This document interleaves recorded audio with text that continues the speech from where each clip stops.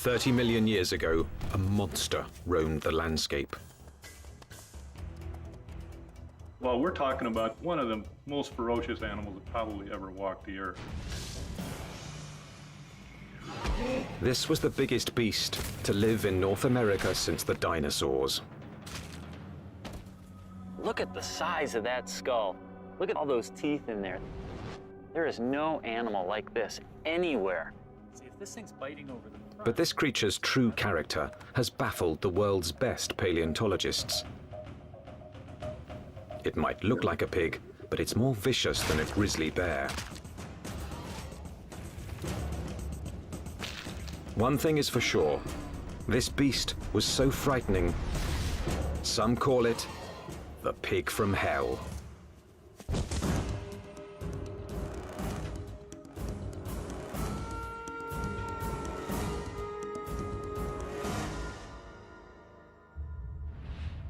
Prehistoric America, 30 million years ago, the dawn of the Oligocene epoch.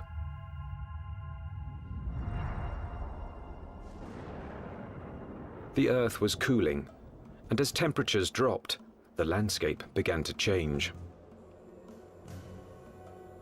In what would someday be Nebraska, Wyoming, and South Dakota, tropical forests gave way to a radically different environment. As forests disappeared, animals had to adapt to a dangerous new world of wide open spaces with nowhere to hide. A world where there was only one way to survive: run for your life. Camels become adapted for open country, horses become adapted for open country, and you have to be able to escape your predators by being fast runners. As prey animals became harder to catch, predators also had to change. In this arms race, it took speed and jaw power to stave off starvation. There were nimravids, cat-like creatures with saber teeth, which could kill with one quick bite. And the fearsome hyenodon with its lethal jaws.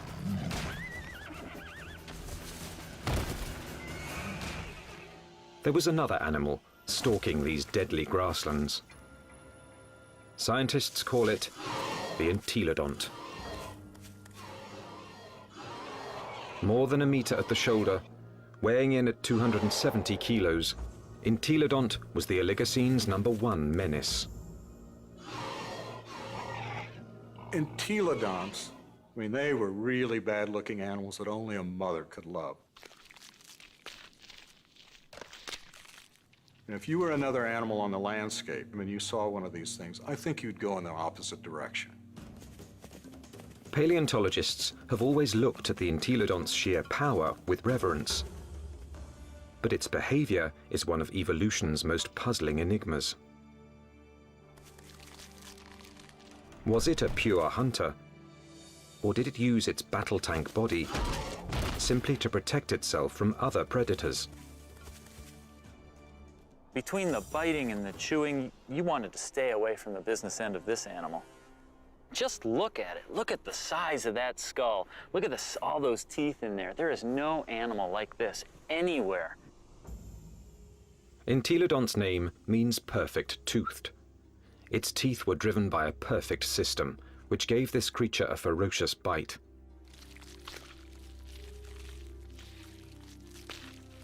Its jaw power came from two massive cheekbones that leveraged the muscles and supercharged them, driving the deadliest jaws of its time. Jaws that could open 90 degrees and could clamp down harder than a hippo's or a crocodile's. This beast was bioengineered to bite. But what it was eating and why remains a mystery. Entelodonts have no modern relatives, no modern close relatives. So it makes it a challenge for a paleontologist to figure out how they made their living. What would an animal with such an enormous flange on its face, such enormous teeth, be eating? What was it doing? Entelodont fossils first caught the attention of scientists in the 1850s. They decided it was a bear-like creature. But then grooves in the teeth suggested that entelodonts were digging for plant roots, meaning that they literally ate like pigs. Today, scientific analysis has confirmed that the entelodont's closest living relative is the pig. But while this creature has some pig-like features, scientists have struggled to place it in any one category. In many ways, they're analogous to pigs, but they're also analogous to bears. They're also analogous to hyenas. Nobody's thought about these animals before. And there's no animal alive today that is a direct comparison to entelodonts. The lifestyle of entelodonts has provided paleontologists with difficult questions. A new generation of scientists is looking at the entelodont to determine why this plant-eating animal had teeth like a carnivore. Entelodont jaws held 4 different kinds of teeth: canines, incisors, premolars, and molars at the back. The back molars were ideal for grinding vegetation, but it's hard to imagine that the entelodonts would have needed such lethal canines and incisors just to grab plants. Then, in 1993, a discovery suggested that entelodonts were chewing on much more than plant roots. We've got a set of vertebrae here. You can see the neural spines are evident. For over 15 years, this quarry site in the Badlands of South Dakota provided paleontologists with a multitude of fossils from the animals that shared entelodonts' world. There it is. First time out in 33 million years, huh? 30 million years ago, this place was a watering hole crowded with rhinos, camels, and early horses.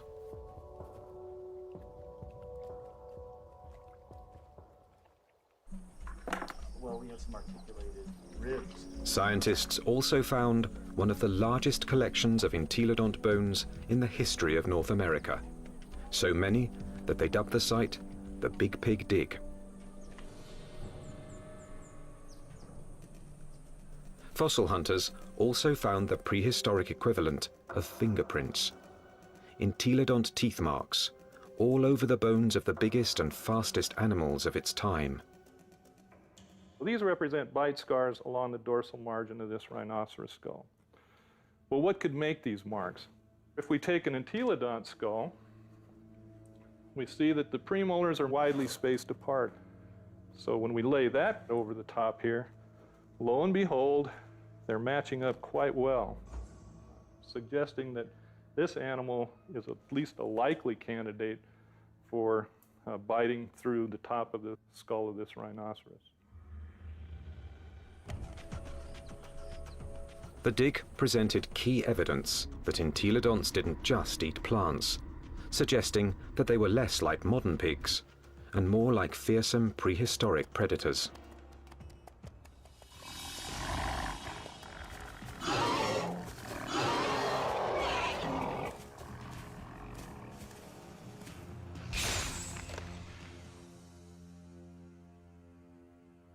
If we look at the front of the mouth of an entelodont, it's got a very strong bite that's interlocking. The teeth come together like that. The tips of the teeth don't touch each other, so it's not really specialized for cropping vegetation. In addition to interlocking, the front teeth angle slightly forward, giving entelodonts the ability to grab and nip, something plant eaters don't need, but meat eaters do.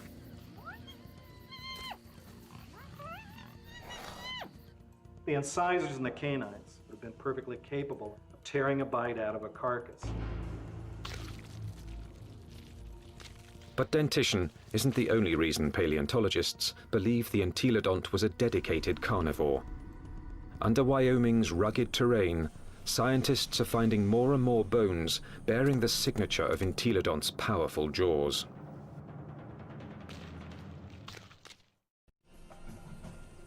Across the Great Plains of North America, scientists are investigating a prehistoric pig. Entelodont has the teeth and jaws of a fierce predator, but its long, thin legs and cloven hooves suggest it might not be a very good hunter, because it couldn't use them to grab prey.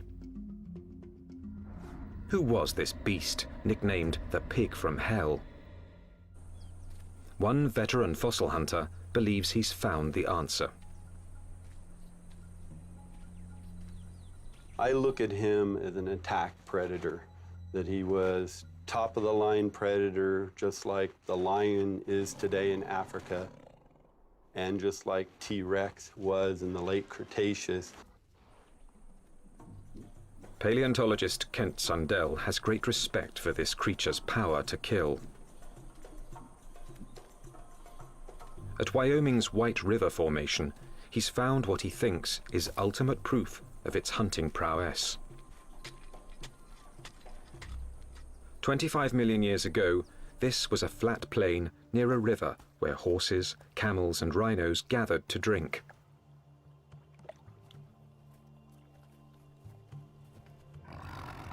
Fierce carnivores, such as hyenodons and saber-toothed cats, were also drawn here. It was the perfect spot to ambush and kill the unwary prey animals. In 1998, Dr. Sundell found the mangled skeletons of 7 miniature camels jumbled together. All the bones had been gnawed, and 6 were missing their hind quarters. In theory, they could have been the victims of several predators, like the hyenodon or early saber-toothed cats. But when Dr. Sundell matched up the teeth from White River's meat-eaters with the bite marks on the camel's bones, only one fitted.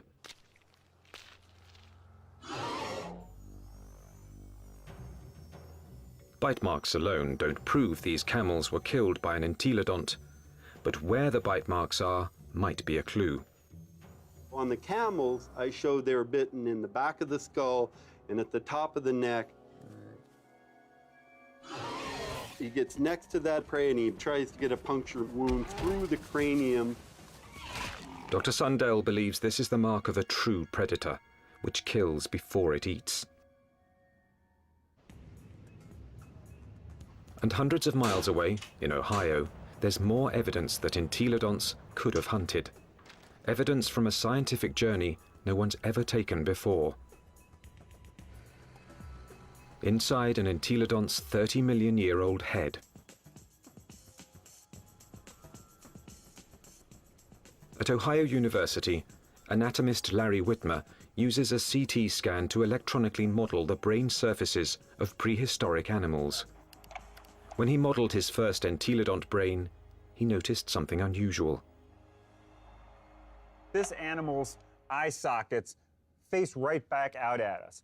What that tells us is that this animal almost certainly had binocular vision, meaning the visual fields overlapped, which allowed them to have some depth perception. Larry Whitmer believes entelodont's eyes help to identify it as a predator. There's a decent chance that this animal has binocular vision as a predatory adaptation, to actually spot prey and actually judge their distances, which you might actually expect an ambush predator to have. So it could actually jump at the right speed and the right distance in order to capture its prey.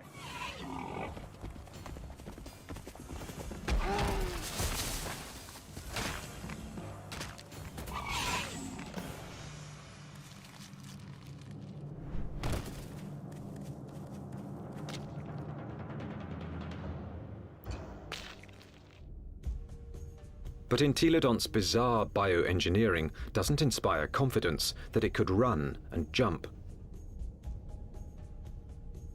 Its body bones are light compared with its massive skull.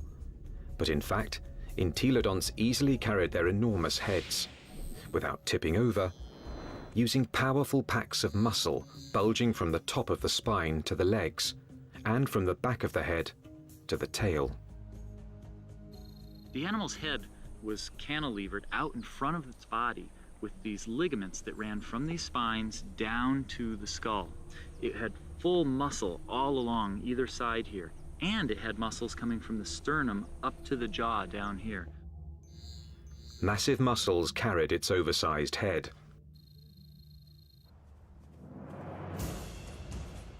But to bring down a camel, it would also have to run fast. And that's when the entelodont's agile, lightweight body may have paid off. There's just one problem. When a predator catches its prey, it relies on its claws to grab it and bring it down.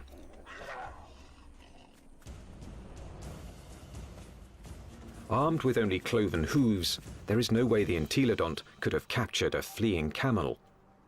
Or is there? It must have been doing something right, because there's compelling evidence that plenty of large mammals ended up as an entelodont's lunch. Well, it looks like there's a lot of bones coming out along here, and right here we have a really large limb bone. And we found evidence that entelodonts have bitten into all sorts of bones, including rhinoceros bones. They've been biting into camels. We found evidence that they were biting into the long bones of rhinos. Well, the bite marks that we see are these two. This would be... Kent Sundell believes White River's camel skulls reveal how a cloven-hooved predator captured its prey. He runs up, he gets next to that other prey, and he tries to get a punctured wound through the cranium or into the very back of the neck. And then the long snouts that I move around. Entelodont expert Scott Foss disagrees with Kent Sundell's scenario. I can get close enough to. I doubt an entelodont used its teeth in order to capture other prey. It probably used its larger bulk and ability to accelerate to just run into the animal, knock it over.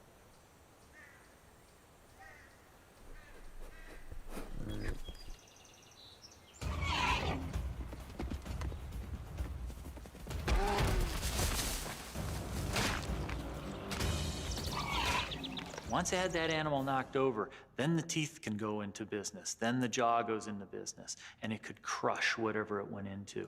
And it probably bit the animal right there in the head. Entelodont had all the tools necessary to kill prey animals. But there is more to the job of hunting than just the kill. A top-flight predator must have the ability to find and ambush its quarry. To understand this part of the process, science needs a fossilized window into an entelodont's world. What would we see if we could follow in an entelodont's 30-million-year-old footsteps? At a fossil site in Nebraska, that's exactly what scientists have done. And these footsteps have led them on the trail of the creature's hunt for food.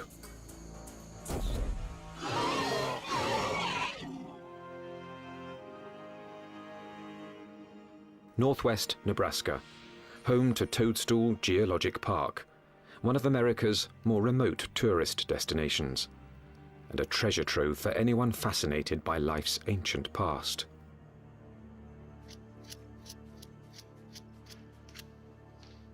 Okay, here's our heel pad. Toe, toe, center hoof, which bears most of the weight, the middle toe. So that makes this a very nice rhinoceros print. 30 million years ago, these solid rocks were muddy stream banks, where migrating animals left their footprints, still preserved in Toadstool's rocks. Well, once we get it clean, it's a very nice rhino. Weigh in anywhere around 500, 600, 700 pounds.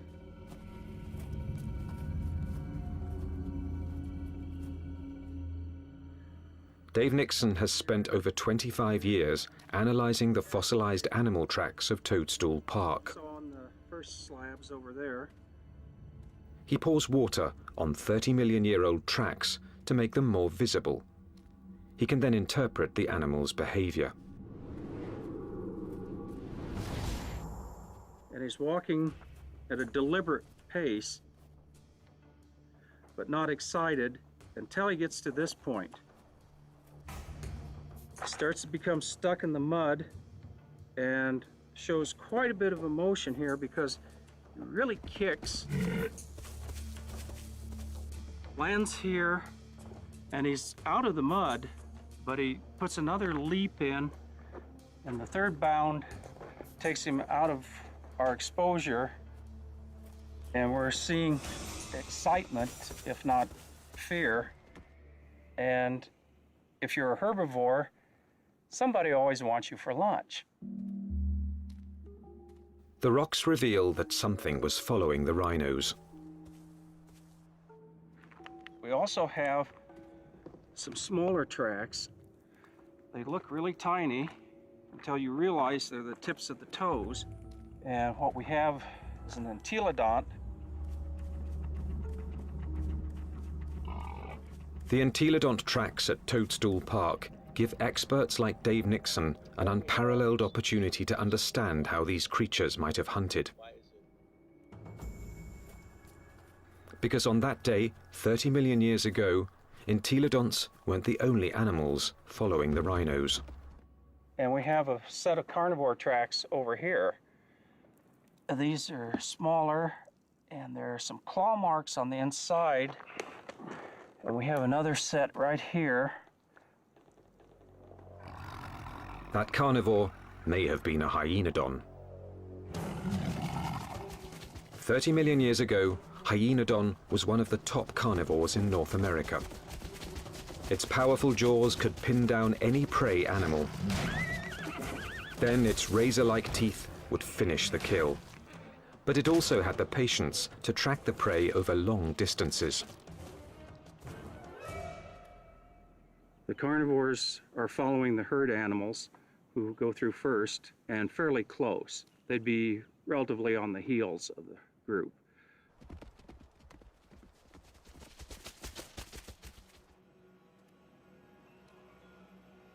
Mysteriously, the tracks also reveal that the entelodonts were letting the competition get closer to the prey. They're following the main herd, but they're not as close in time. Why would a hungry entelodont on the trail of a meal allow another predator to rush in for the kill? The answer may lie in the most puzzling evidence of all. What's interesting, the rhinos are going that way, and the entelodonts are running at about a 45-degree angle to the rhino trail. Zigzagging seems a strange path to take if the hyenodon was closing in on the prey. But some experts believe entelodonts might have had a very good reason to zigzag. A reason revealed by a CAT scan. When anatomist Larry Whitmer modeled the surface of an entelodont's brain, one exceptionally large nerve cluster got his attention. The size of these things right here, and what these are nerves that are actually bringing sensory information in from the snout.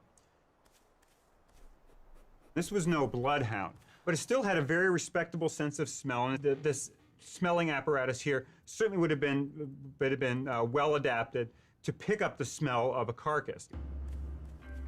And that could explain why the Toadstool Park entelodont zigzagged while following the rhinos and hyenodon. Zigzagging could have helped its nose track the smell of a kill. It's searching. If, say, something's here or here, as you go around it, as the wind brought the scent to you, you'd be able to basically triangulate in and find it. So if the wind's from this direction and you're upwind, you'd miss it, but as you came this way, you'd be downwind and catch it, and you could double back.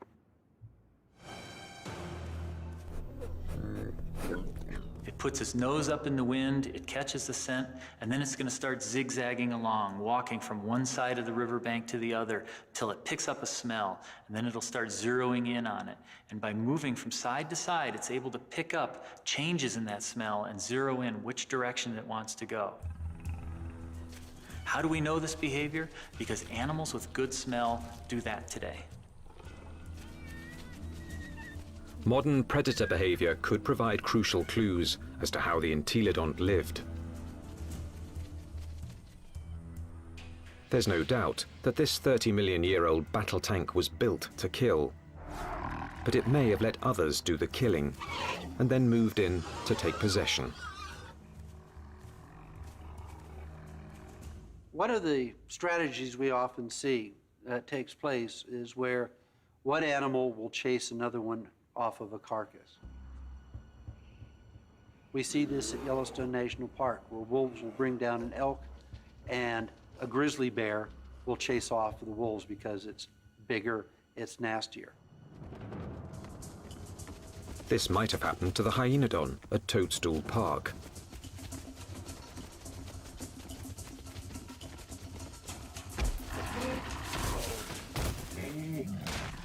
The hyenodon has run down and killed an exhausted rhino and is feasting on the carcass until the pig crashes the party. The razor-jawed beast goes from fearsome predator to underdog. The hyenodon might get in a few blows, but the entelodont's bulk would overpower its rival.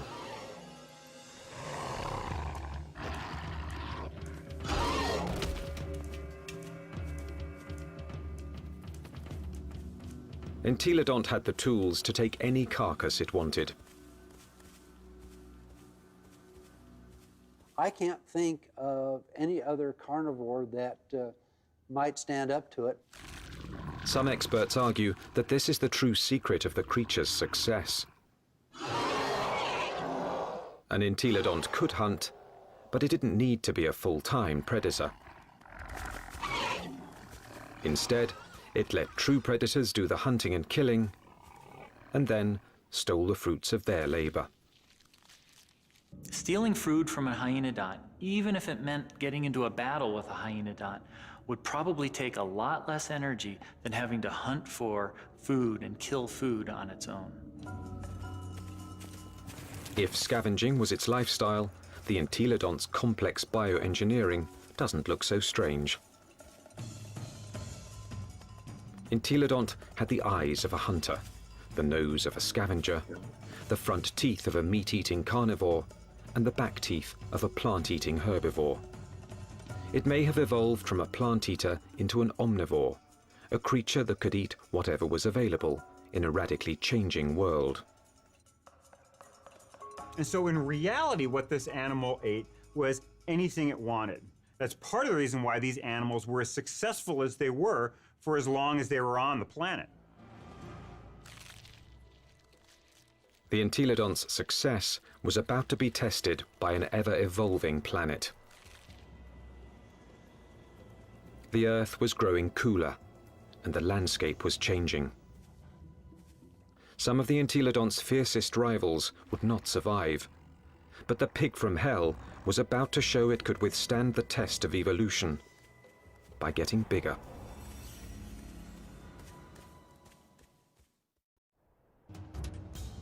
"25 million years ago, entelodont reigned supreme. It roamed the North American Badlands, eating everything, fearing nothing, taking any food it wanted." Well, we're talking about the biggest, meanest animal that ever walked the Badlands, and was one of the most ferocious animals that probably ever walked the earth. Nothing could stop the entelodont from dominating their world for millions of years to come. Nothing, that is, except planet Earth. 25 million years ago, the time known as the Miocene began. The Earth grew even colder, and once again, North America began to change. The trend towards drying, a more arid environment continued, and you see woodlands become less frequent, become more scattered, spotty, confined along rivers. So you're talking about an open grassland environment very similar to what we think of the Great Plains today. The fossil record reveals that as plant foods grew more scarce, mass extinctions began. Survival depended on traveling long distances to find something to eat. One of the selective factors that we see going on is animals becoming larger because it enables them to cover larger distances to find the food resources that they need to survive. And that meant that predators were confronted by a life or death problem. Now, the animals they hunted were bigger, faster, and much harder to kill. It's like an arms race. If the prey become much larger, they become too big for carnivores to handle, and so the carnivores have to get larger in order to be able to feed on these larger prey items. Some predators, such as Hyaenodon, couldn't meet the challenge. After 10 million years as North America's apex hunter, it disappeared from the fossil record, and that put Entelodon's survival on the line.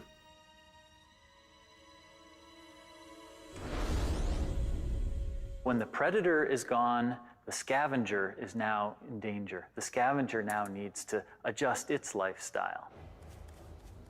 And if the scavenger isn't very flexible, it's going to have a difficult time. And in fact, the so-called pig from hell disappeared from the fossil record at about the same time. But this species wasn't gone. Entelodonts evolved to rule the North American plains with a vengeance. This pig hadn't become extinct, it had supersized. This new version stood over 2 meters tall and was 4 to 5 times the size of its predecessor. It still had a battle tank body and a sprinter's legs. Its skull and jaws were now even more massive and more intimidating. It was bigger than a modern bison.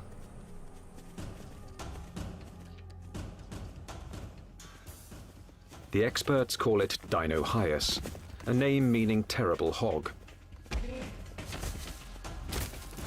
Terrible enough to earn a nickname of its own, the Terminator pig. Dinohyus. This is the monster of monsters. This is the beast of beasts. The skull alone is almost 1 meter long. This thing could bite through anything. The canines are this big around. They're just an enormous animal. And what is it doing? The answer lies at Agate Springs, Nebraska, one of the few places in North America where Dinohyus fossils are found. 24 million years ago, this place was a watering hole, an oasis in the arid sea of grass.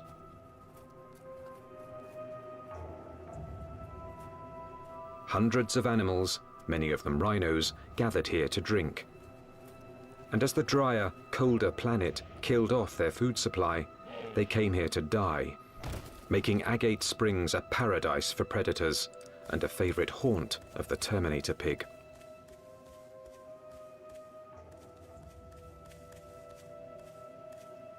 This thing was eating the big animals. We think that this guy was specializing on the large rhinos that lived at the time, on the calicotheres that lived here at Agate Springs.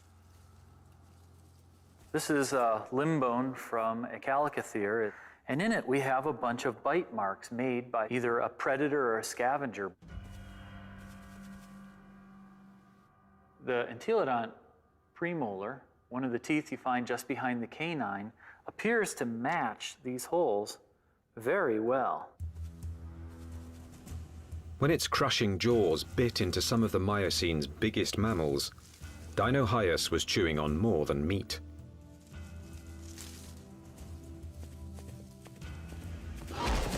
But the important part of this bone is this end here, where it's been broken off. The animal bit through the bone, sheared it off, and then had access to the nutritious marrow that was inside. Bone marrow is one of the most nutritious foods an animal can eat. And in times of mass extinction, it would have been a prime source of nutrition. As the Miocene climate change killed off thousands, a diet from scavenged bone marrow may have allowed the Terminator pig to thrive. The long bones contain marrow, which is good for several years after an animal dies. So think of it as canned fat that would be available during a drought.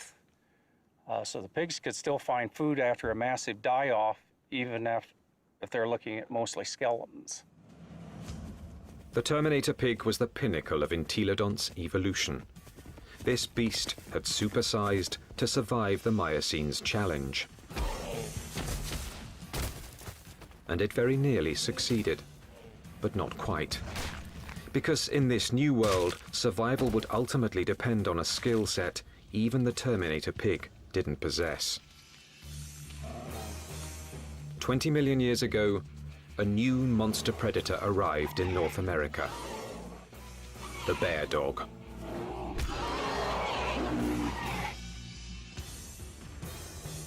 The Miocene epoch, 20 million years ago. In what's now northwest Nebraska, Dinohyus, aka the Terminator pig, is settling down to eat. The chances are good that its meal will be interrupted.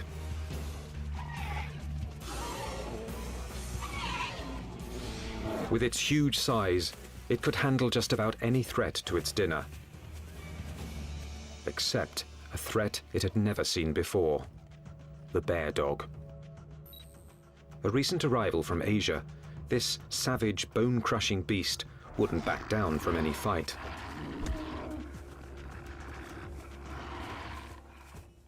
The bear dog migrated from its homeland in China and Mongolia across the Bering Strait to North America about 23 million years ago. Just about the time that North America's top predator, the hyenodon, suddenly disappeared.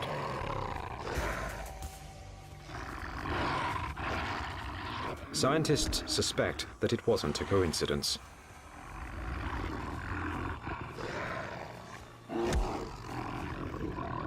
They certainly were probably much better predators in lots of ways compared to hyenodon.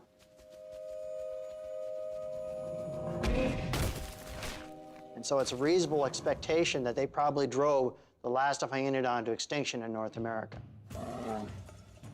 With hyenodons gone from North America, the bear dogs faced off with their only remaining competition: the Terminator pig.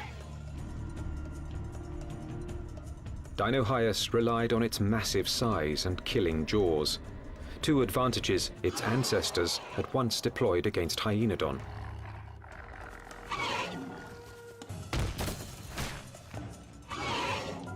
But the bear dogs counterattacked with new evolutionary weapons. Its first weapon was speed. With its heavily muscled, top-heavy body, Dinohyus could be a fast runner in short bursts. But on the vast, open plains, the bear dog's bioengineering was perfectly suited for long-distance pursuit of prey that was becoming much harder to catch. When you look at the skeleton of this animal, it's a much more sophisticated, much faster running animal. We see longer legs in the horses, longer legs in the camels. So if it came to running down prey items, this animal would have had an advantage. Its next weapon was its teeth. Entelodonts ate well because their jaws and teeth could tear flesh and crush bone to extract its highly nutritious marrow. But bear dogs could do these things just as well. In fact, even better.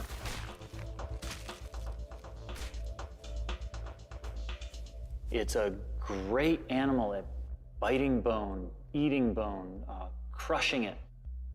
And it also has a set of teeth that are sharper than any entelodonts. Entelodonts, for example, wear the tips of their huge canines off, and they're not actually very good for puncturing, probably because they spent so much time crushing bone with them. This animal never does that. Its canine teeth are always much sharper.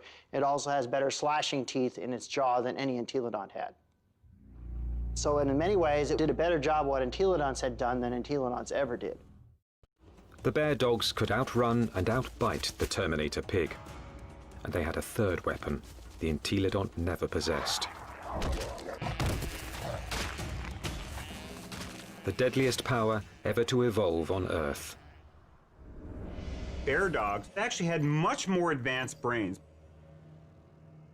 Brains that were much more like what we see with modern animals. So where these entelodonts had relatively archaic, simple, smooth brains, these bear dogs actually had a much more expanded neocortex that was more highly folded. These were more sophisticated animals. Instead of developing brain power, entelodonts had responded to the Miocene challenge by supersizing into Dinohyus. For almost 20 million years, they had ruled their world by brute force.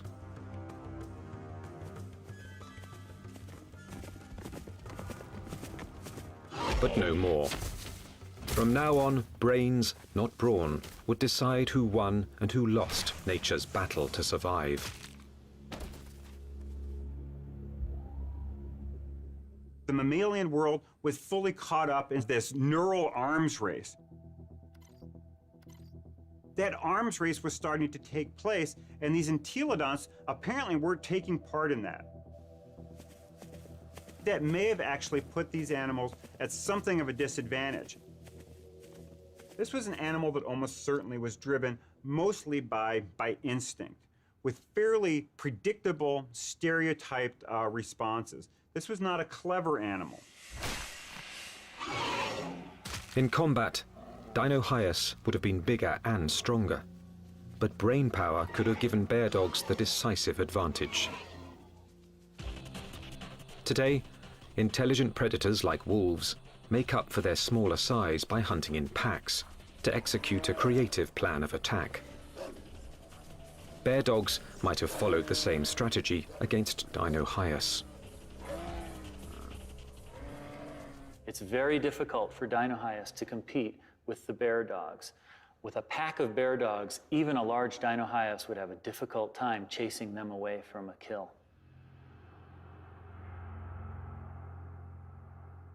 These smaller, less powerful, but more clever animals potentially were able to actually steal kills away from Dinohyus. That they actually could have used different kinds of techniques. Fooling Dinohyus, being able to lead it away, or to actually even take on Dinohyus itself in actual combat.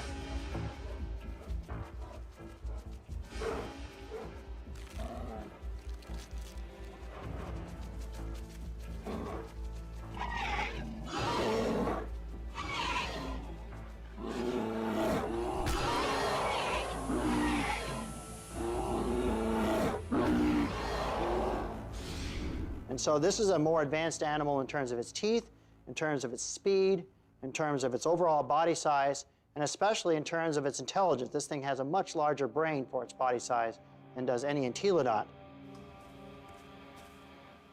This animal had entelodonts beat in almost every way you can think of.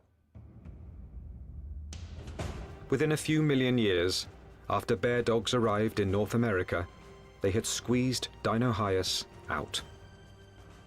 Its favorite food, the calicothea, was also extinct.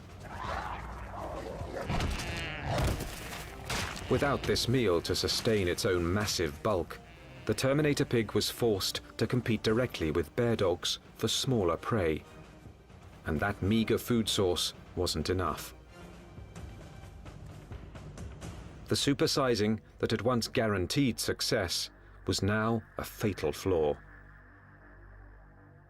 Eventually, it got to the point where it is no longer advantageous to keep getting bigger because you reach a point of diminishing returns, that the amount of food you get by stealing from other animals does not compensate for your needs to maintain a population. Unable to get the calories it needed, the Terminator pig became the last entelodont. So if your prey goes extinct, you're likely to go extinct as well. Just getting large is not a good idea for the future.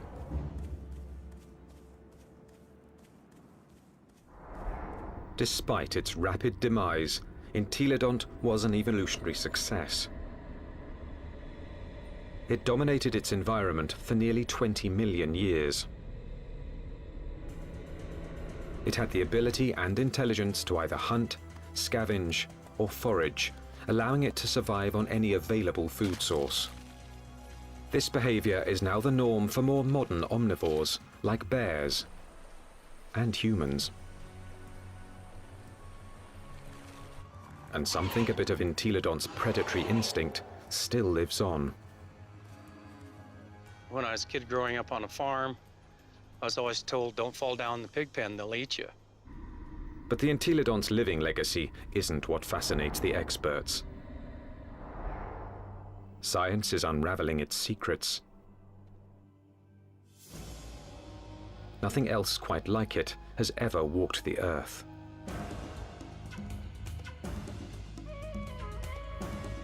All we know is that this strangest of creatures, this toothy beast with an appetite for destruction, dominated its brutal, dangerous world for tens of millions of years.